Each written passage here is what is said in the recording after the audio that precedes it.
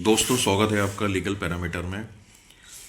दोस्तों ये जो वीडियो बनाया जा रहा है ये एक लीगल अवेयरनेस बनाने के लिए है, फैलाने के लिए है दोस्तों, ताकि आपको पता चल सके कि आपके लीगल राइट्स हैं वो क्या है।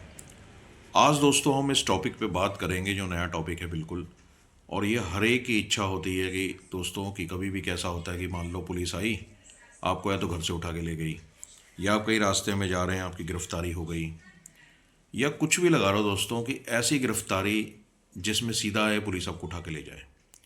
तो आपने इस ऐतिहासिक फैसले का तो नाम सुना ही होगा, जिसका नाम है Mihir Rajesh Shah versus state of Maharashtra. दोस्तों इतना ज़बरदस्त इसमें एक जजमेंट आया है सुप्रीम कोर्ट का। वो रिसेंटली अभी 6 नवंबर 2025 को एक ऐतिहासिक फैसला आया दोस्तों, सुप्रीम कोर्ट का, मानयोग सुप्रीम कोर्ट का। फैसला क्या है? फैसला ऐसा है दोस्तों कि जब आप सुनोगे तो आप सुन के हैरान हो जाओगे कि भाई कभी ऐसा भी हो सकता है। फिर भी थोड़ा सा पीछे लेके चलता हूँ कि इसके फैक्ट्स क्या थे। दोस्तों बड़ी हैरानगी की बात है, मैं आपको बताऊंगा कि क्या हुआ कि एक मिहिर राजेश शाह नाम का एक ड्राइवर था, ठीक है जी, गाड़ी चला रहा था BMW। अब BMW जो वो गाड़ी चला रहा था, ये घटना थी 7/7/2024 वर्ली की, यानी महाराष्ट्र की। तो BMW जो थी वो एक स्कूटर से टकरा गई। स्कूटर में जो लेडी चला रही थी स्कूटर, वो गई मर, उसकी डेथ हो गई। जब उसकी डेथ हो गई तो इसके ऊपर केस पड़ गया, तो पुलिस ने इसको अरेस्ट कर लिया। उसके बाद में ये आगे बड़ी बात बॉम्बे हाई कोर्ट तक, और ये लास्ट जाके सुप्रीम कोर्ट तक गई।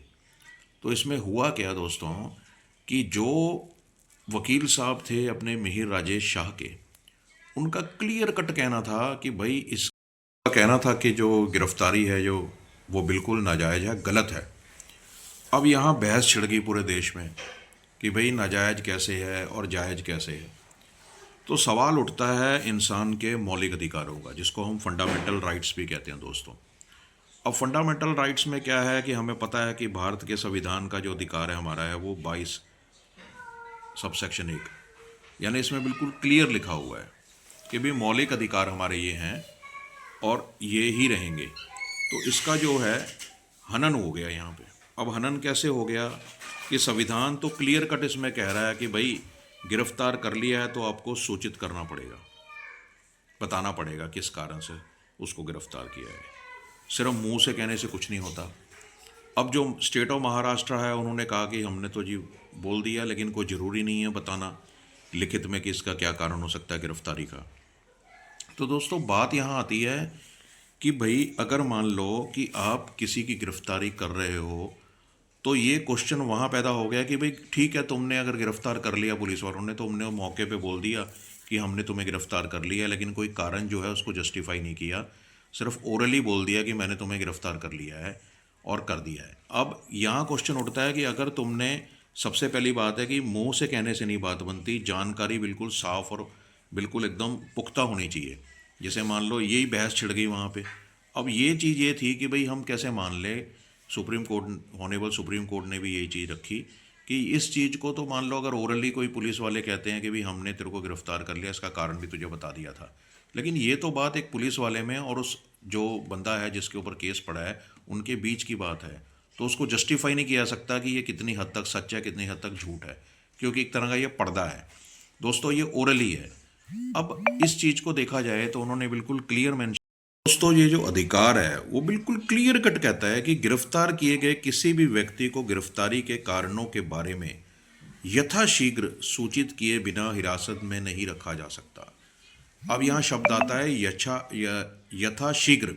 इसका मतलब है जितनी जल्दी से जल्दी उसको ये बताना ही पड़ेगा कि भाई हम तुम्हें क्यों गिरफ्तार कर रहे हैं, ताकि वो अपने किसी वकील से बात करे या अपने किसी से बात करे और उसकी देख रेख कर सके कि भाई उसे कहीं झूठे केस में तो नहीं फंस गया है वो, या उसके ऊपर क्या बात हो गई है। तो उसको जल्दी से जल्दी चीज़ आगे रखनी पड़ती है।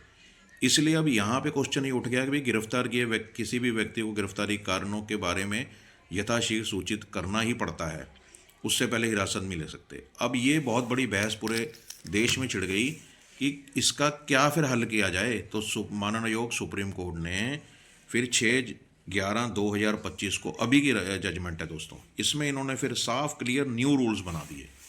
बिल्कुल नए रूल बना दिए कि भाई ये रूल ही चलेंगे, और पूरी दुनिया में इस चीज़ की बहस चढ़ गई अपने देश में कि भाई इस तरह से भी हो सकता है। अब इसमें इन्होंने साफ कह दिया कि भाई पुलिस जो है या कोई पुलिस पार्टी है, अगर मान लो किसी को गिरफ्तार करती है तो सबसे पहले अनिवार्य सूचना देनी पड़ेगी।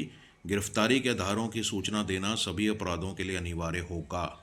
नंबर 2, उन्होंने क्या दिया, ये भी लिखित रूप में होना चाहिए कि आधार लिखित रूप में बताए जाने चाहिए, बिल्कुल लिखित रूप में ही देना पड़ेगा अब तो।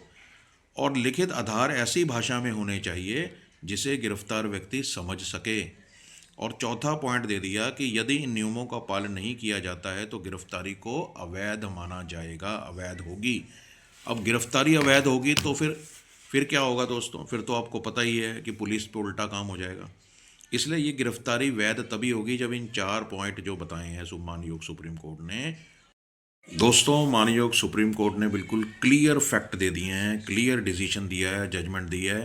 वो भी अभी रिसेंटली 6 नवंबर 2025 की जजमेंट है। बिल्कुल नए रूल बना दिए हैं कि भाई कुछ भी हो और इस गिरफ्तारी से, कोई भी गिरफ्तारी होती है उससे पहले इन 4-5 पॉइंटों को बिल्कुल ध्यान में रख के ही देना पड़ेगा, नहीं तो वो गिरफ्तारी अवैध मानी जाएगी। इसलिए दोस्तों, इसको जितना हो सके आप इसको शेयर कीजिए ताकि आपकी लीगल अवेयरनेस बढ़े, आपको पता लगे कि आपके लीगल राइट्स क्या हैं।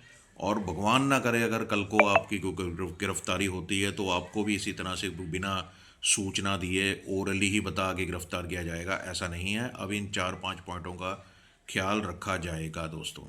Thank you.